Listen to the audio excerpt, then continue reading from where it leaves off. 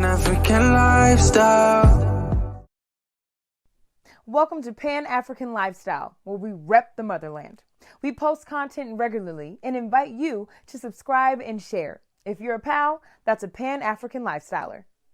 One of the reasons I really like Namibia is because of the beauty, the people there. It is an English-speaking country, and so I did not have an issue communicating. It's pretty progressive.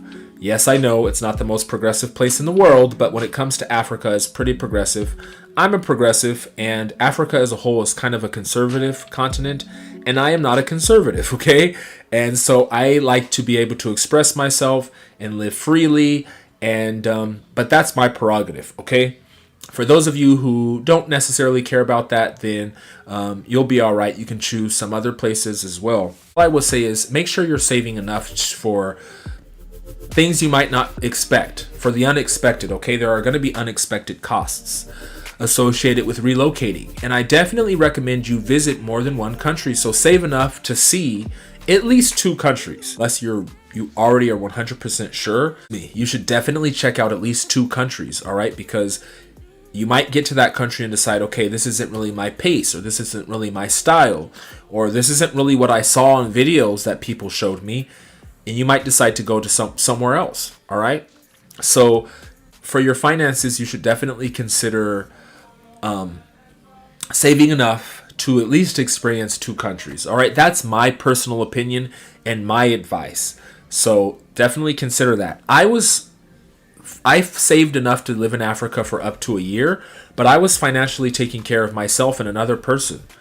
So that's something that you also have to consider. Are you just taking care of yourself? Are you taking care of your entire family?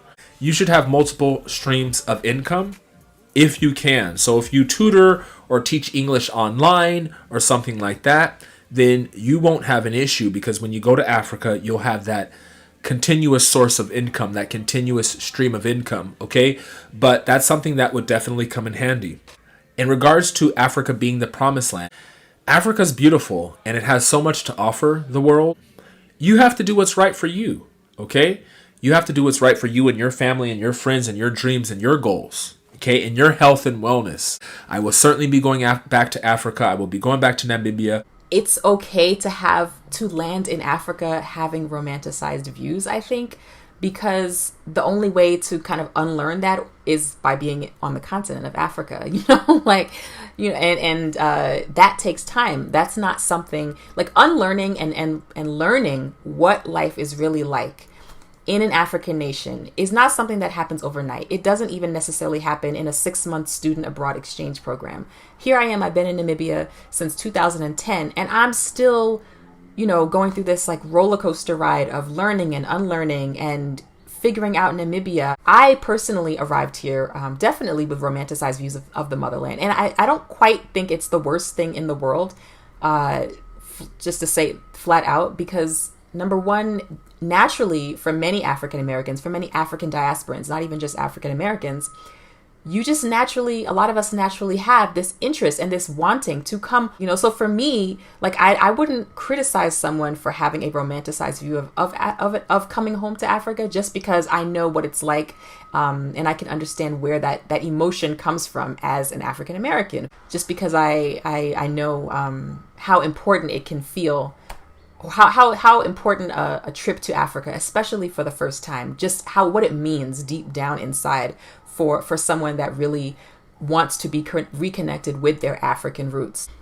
And I think, again, there is power in experiencing the continent and just seeing, feeling and experiencing life in a Black country and being around Black leadership and Black business owners and things like that you don't even know the type of impact you could have, maybe on the type of impact a trip to Africa could have on one. There are going to be some African Americans that visit Africa, or African diasporans that visit Africa, that unintentionally make an offensive comment, that or that come here with a sour attitude or with stereotypes, and they unlearn them. That all happens through actual on the ground experiences and interaction, which is why it's such an important experience to have. I mean, what do you expect after people being, 400 plus years removed from the continent of their ancestors? Like, How do you expect them to land in the new place, like with this magically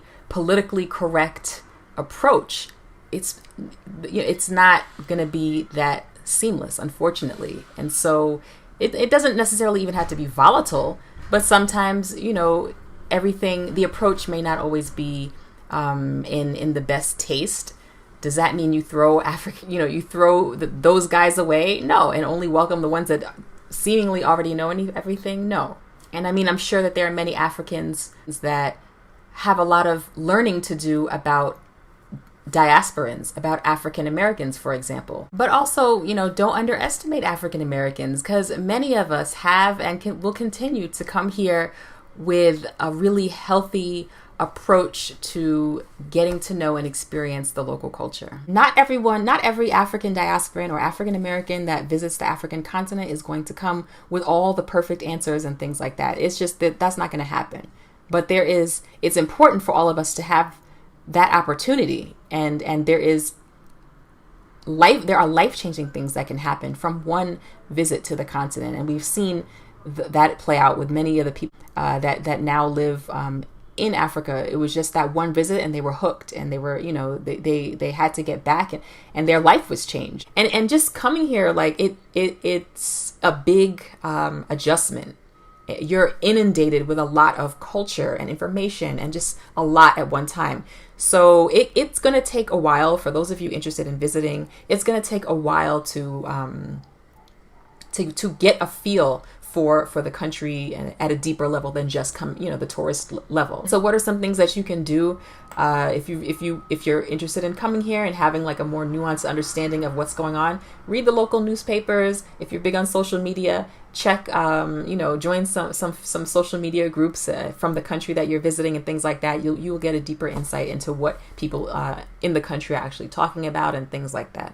I just really deeply feel that all African Americans, we should be getting sponsored tickets to the African continent, and not just African Americans, people in Brazil, people, all over, wherever, like we should be getting free ancestry DNA tests and things like that. Like we are owed a lot. Identity matters to many of us. It matters to me.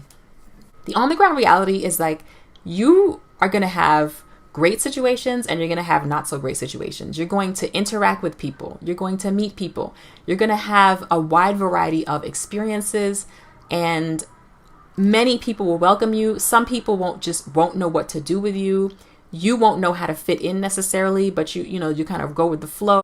You take away what you can from experiences. People are here living their lives, not really worried, too concerned about policing an African American's immersion into their culture. I have learned not to generalize all Namibians. I've learned not to look at, just start having this bad taste in my mouth for all Namibians. So, but anyway, the reality on the ground is it will not always be perfect. And I think, aside from what's going on the internet and people's comments and stuff like that, there's a lot of power to be said for just on the ground interaction with other Africans as an African American or other African diasporan. And a lot of that really cannot be put into words. It will not always be rosy and fantastic. Sometimes it'll be uncomfortable on both ends. I'm just saying that give yourself the opportunity to experience the continent at a deeper level than just some negative comments on the internet, and don't let them deter you from the experience that, in my opinion, you are owed. And it doesn't mean that you're throwing away anything back home or anything like that. There is a power in us uniting, in us getting to know each other, in us interacting. When you see European investors in Africa, versus a black investor from a country outside of the African continent, there's just a higher chance of social responsibility to me, what I think of a black person coming to Africa to open a business or to invest, then probably and just like a personal connection and responsibility, a feeling of responsibility, then probably like a Chinese entrepreneur or a European entrepreneur is coming to Africa with, you know? Like, there is so much power in us, yes, coming together and working together. Collectively, like, Black people, it's like we're almost on attack right now, like under attack. Like, I guess it's been that way, but it's sort of like coming more to the surface for a lot of people to like really get slapped in the face with. So we do, you know, like there is power in just the reconnection of the African diaspora, whether it's economically for building up African nations, whether it's just the healing or that comes from us having conversations and things like that. Like there really is a lot of collective power that we hold. And, you know, it's like I'm just trying to do my part in the reconnection, because I really feel that there is a lot of power in the reconnection that will benefit Black people collectively on a whole. So thanks for tuning into Pan-African Lifestyle. Share your thoughts in the comments section and follow us on TikTok and Instagram at Pan-African Lifestyle to be inspired. For awesome PAL merch, check out panafricanlifestyle.com/shop. Keep repping the motherland. Pan-African lifestyle.